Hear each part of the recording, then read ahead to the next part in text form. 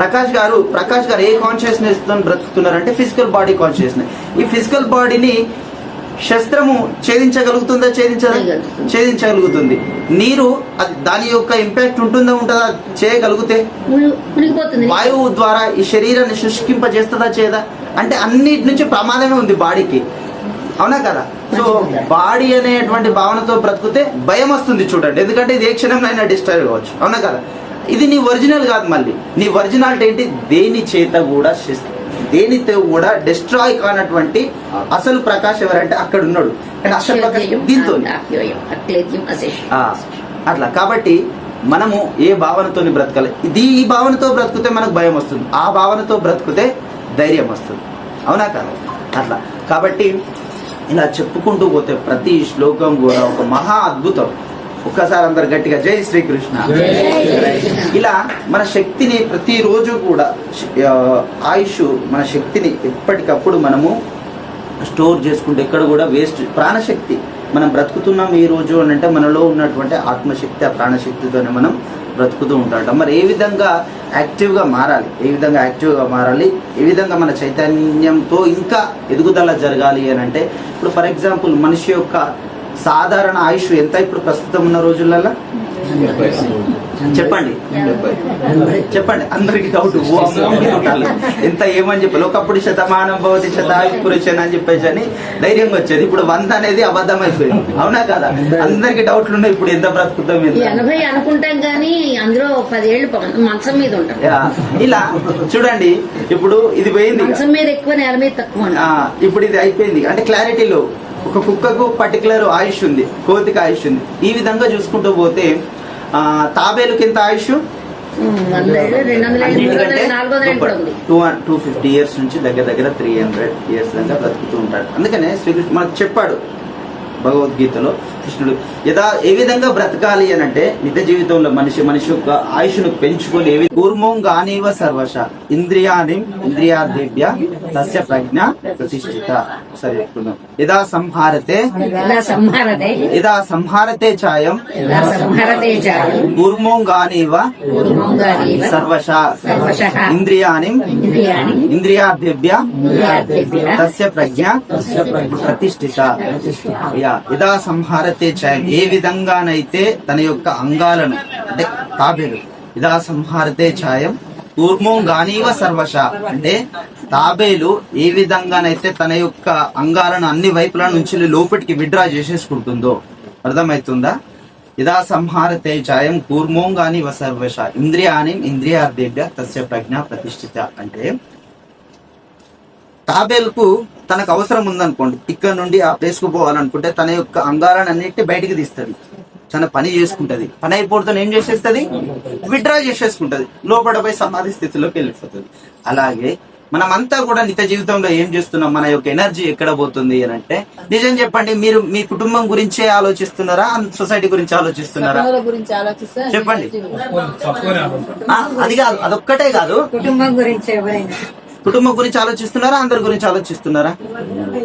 మీరు పక్కింటి కుటుంబం గురించి ఆలోచించట్లేదా? అండ్ సొసైటీ గురించి ఆలోచించట్లేదా? ఆ రోజు వాడు నన్ను ఇట్లా అన్నాడు, అట్లా అన్నాడు, వాడు ఏం చేస్తున్నాడు, వాళ్ళ జీవితాలలో వాళ్ళు కారు కొన్నారో కొనలేదో, ఒకటి ఈఎంఐ తీసుకున్నారో ఏమో. ఈ అక్క నిన్ననే కళ్యాణ్ జ్యువెలర్స్ పోయి వచ్చింది, తీసుకున్నదా లేదా? అన్నయ్య గారు మరి ఇవన్నీ డిస్కషన్. అంటే మనము ద మెయిన్ ఇంద్రియానం, అంటే మన యొక్క మెయిన్ టూల్ వచ్చేసి మన మైండ్ మొత్తం ఎక్కడ పోయి చెప్తున్నాము? సొసైటీకి అంకితం చేసేస్తున్నాం. The most highest losing our energy only by our thoughts, our mind. Okay, మన యొక్క ఆలోచనల ద్వారా మన యొక్క ఎనర్జీని మొత్తం మనం కోల్పోతున్నాం.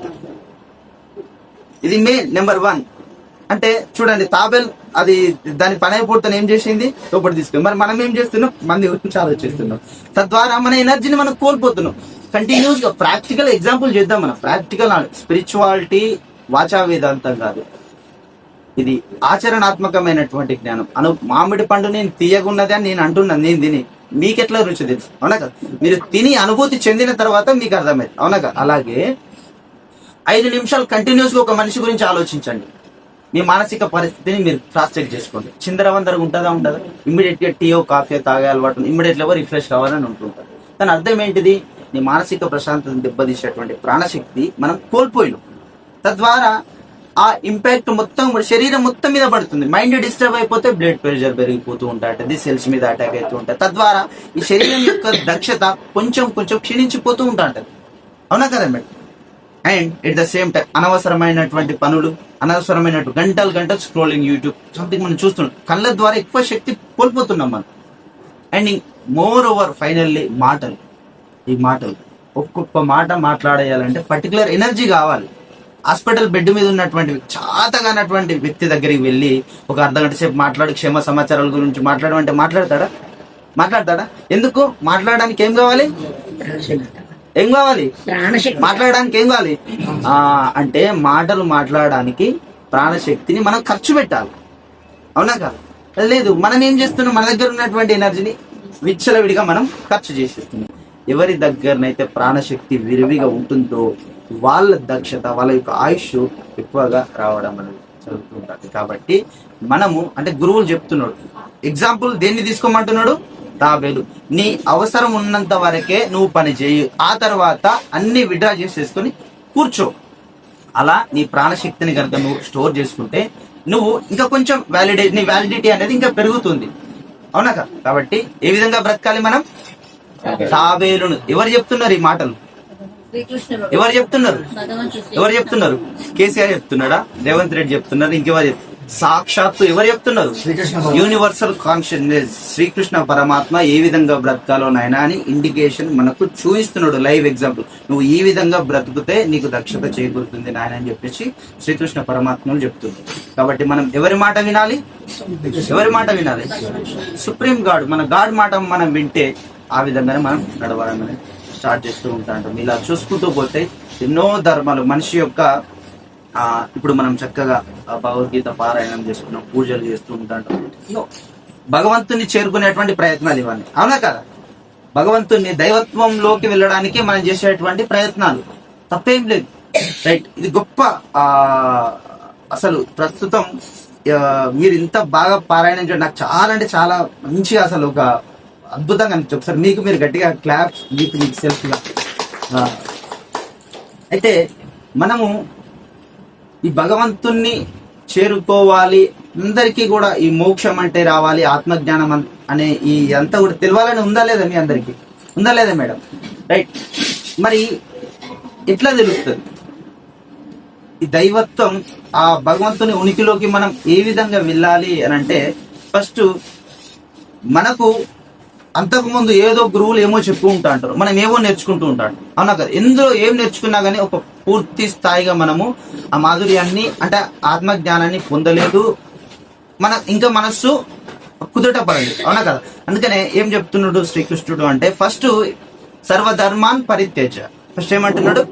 సర్వధర్మాన్ పరిత్యజ్య మామేకం శరణం వ్రజ అహం త్వా సర్వ పాపేభ్యో మోక్షయిష్యామి మా శుచాః.